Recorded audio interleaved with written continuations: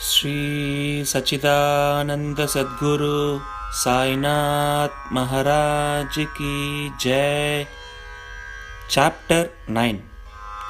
Effect of compliance and non-compliance with Baba's orders at the time of taking leave. A few instances: mendicancy and its necessity, devotee Tarkan's family's experiences, Baba fed sumptuously. At the end of the last chapter, it was briefly stated that the Bhaktas who obeyed Baba's orders at the time of taking leave fared well, and those who disobeyed them suffered many a mishap. This statement will be amplified and illustrated with a few striking instances and by other matters dealt within this chapter. Characteristic of Shirdi pilgrimage. One special peculiarity of Shirdi pilgrimage was that none could leave Shirdi without Baba's permission, and if he did, he invited troubles. But if anyone who asked to quit Shirdi, he could stay there no longer. Baba gave certain suggestions or hints when devotees went to bid goodbye and take leave. These suggestions had to be followed. If they were not followed or were departed from, accidents were sure to befall them. We give below a few instances. Tatya Kote Patil. Tatya Kote Patil was once going in a tonga to Kopargaon Bazaar. He came in haste to the masjid, saluted Baba, and said that he would go to Kopargaon Bazaar. Baba said, "Don't make haste. Stop a little. Forget the bazaar. Don't go out of the Shirdi village."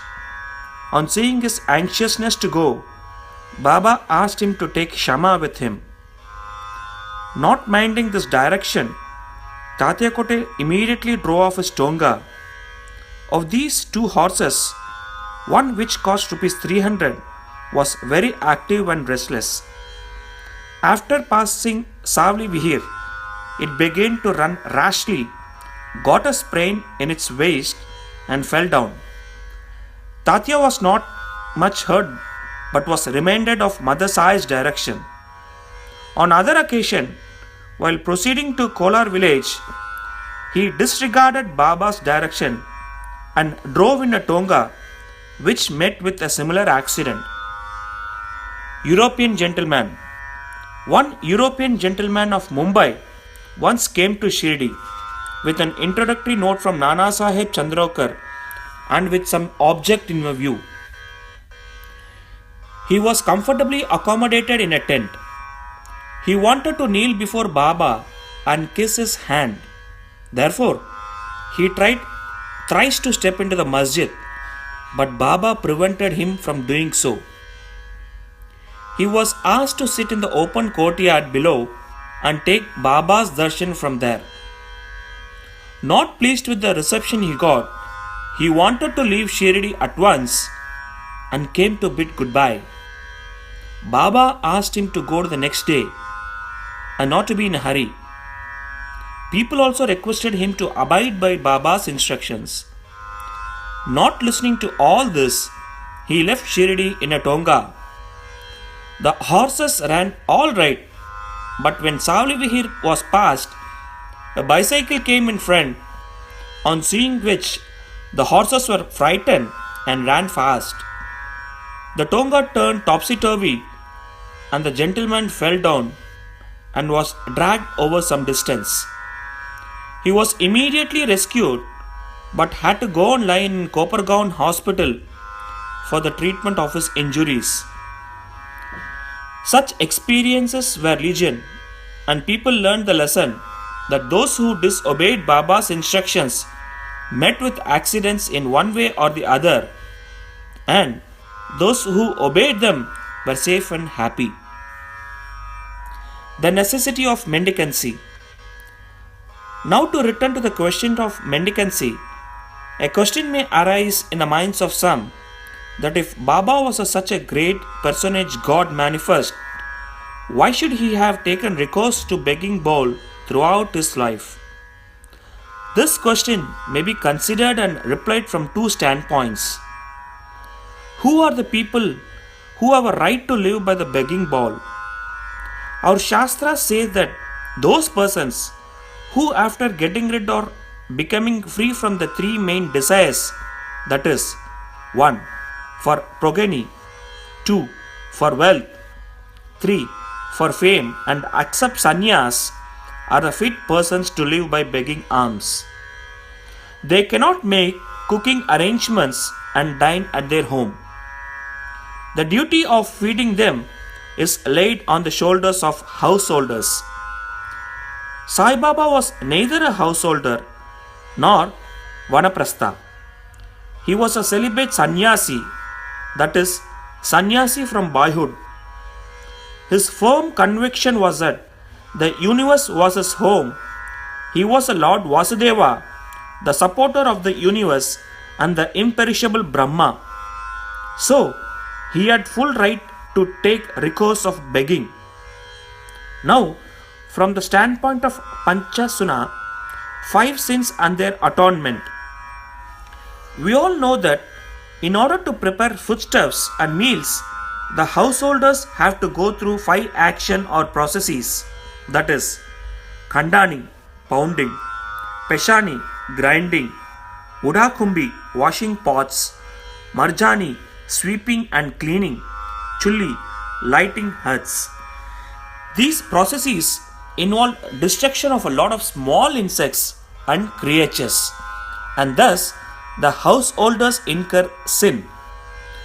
In order to atone for his sins, our Shastras prescribe 6 kinds of sacrifices, that is, Brahma Yajna, Vedadhyan, offerings to Brahman or the study of Vedas, Pitri Yajna, offerings to the ancestors, Deva Yajna, offerings to the gods, Bhuta Yajna, offerings to the beings, Manushya Atiti Yajna, offerings to men or uninvited guests.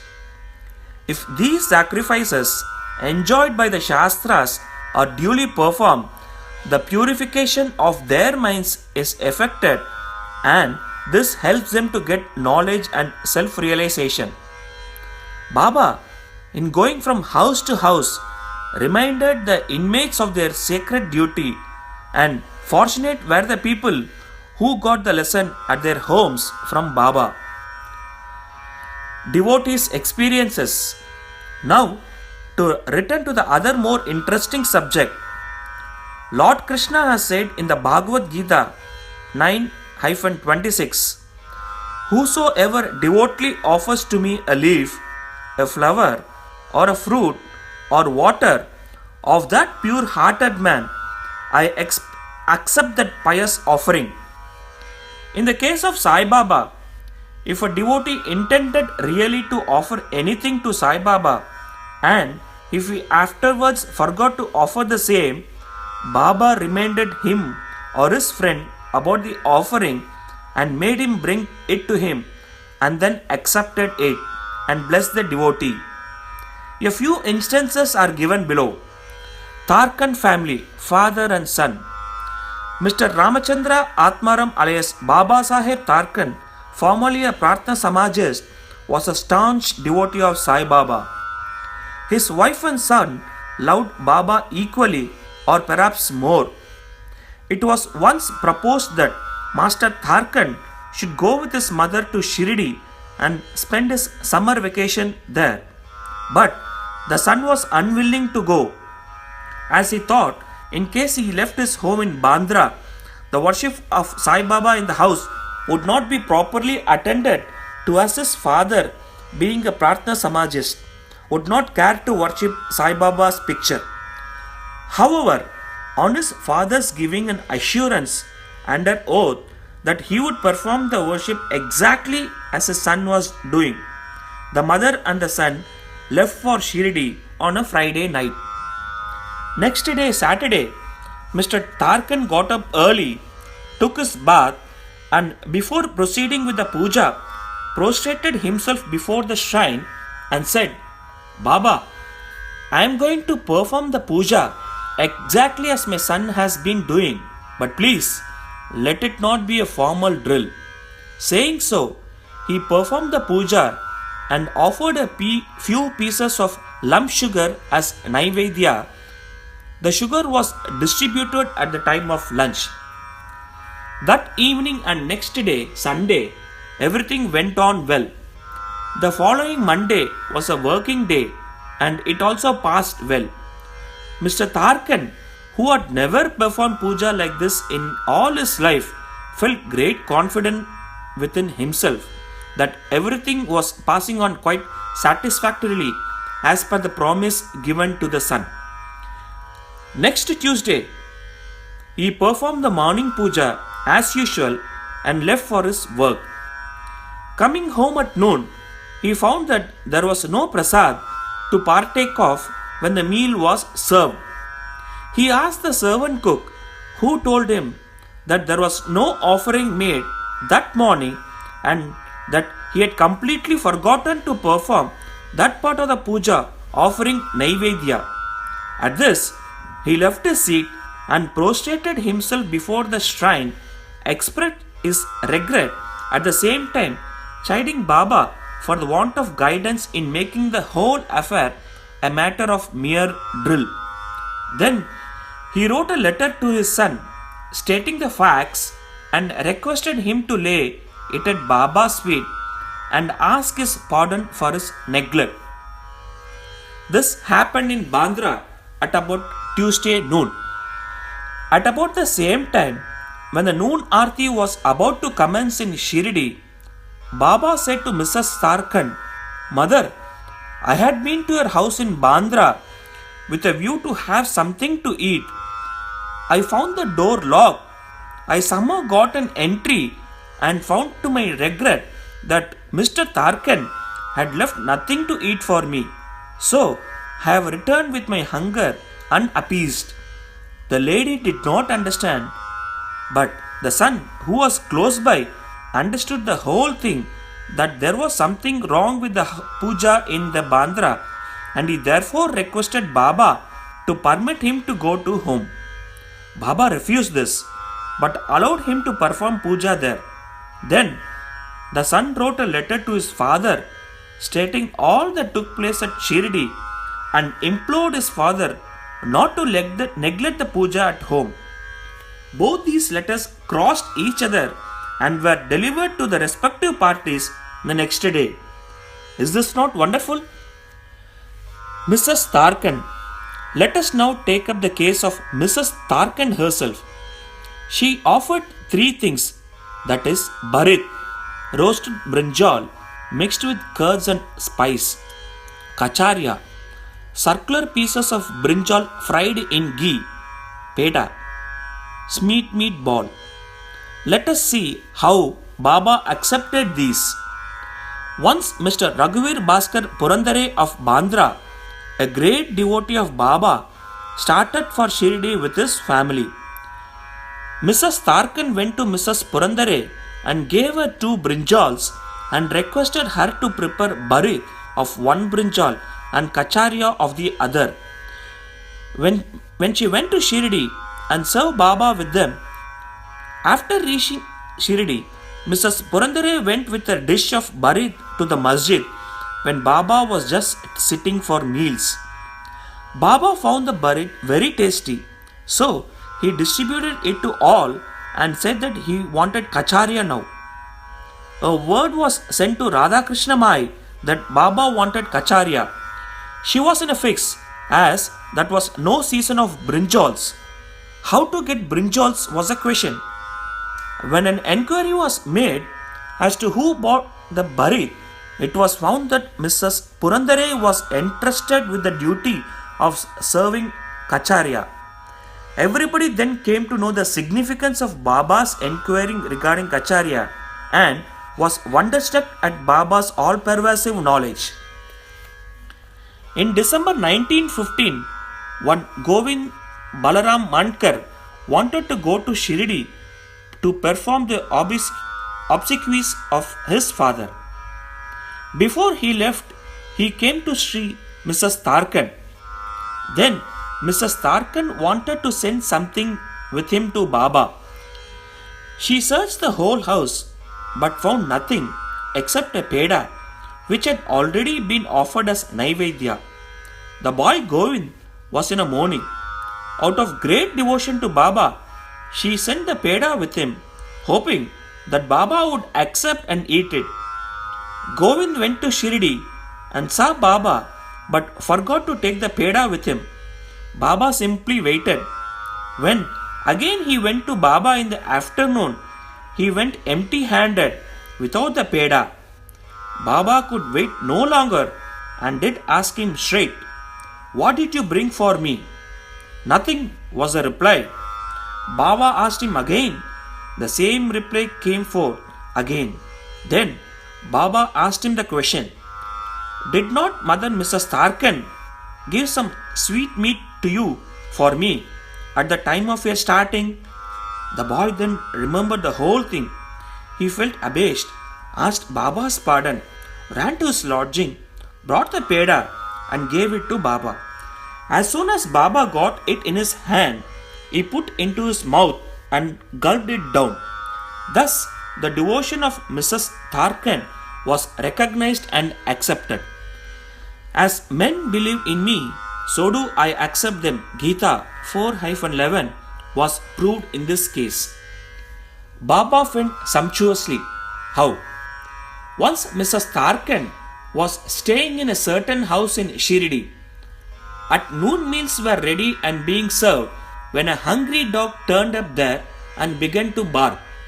Mrs. Tharkan got up at once and threw a piece of bread which the dog gulped with great relish. In the afternoon, when she went to the masjid and sat at some distance, Sai Baba said to her, "Mother, you had fed me sumptuously. My famished pranas have been satisfied. Ever act like this, and this will stand you in good stead. Sitting in this masjid, I shall never speak untruth. Take pity on me like this. First, give bread to the hungry, and then eat yourself. Note this well." She could not understand at first the meaning of what Baba said. So, she replied, "Baba, how could I feed you? I am myself dependent on others and take my food from them on payment." Then Baba replied, "Eating that lovely bread, I am heartily contented and I am still belching. The dog, which you saw before meals and to which you gave the piece of bread, is one within me. So also other creatures, cats, pigs, flies, cows, are one with me. I am roaming in their forms. He who sees me in all these creatures is my beloved. So, abandon the sense of duality and distinction and serve me as you did today." Drinking these nectar-like words, she was moved. Her eyes were brimmed with tears. Her throat was choked and her joy knew no bounds. Moral: see God in all beings is the moral of this chapter.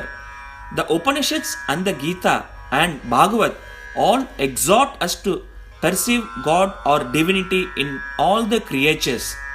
By the instance given at the end of this chapter and other numerous to mention, Sai Baba has practically demonstrated to us how to put the Upanishadic teaching into practice.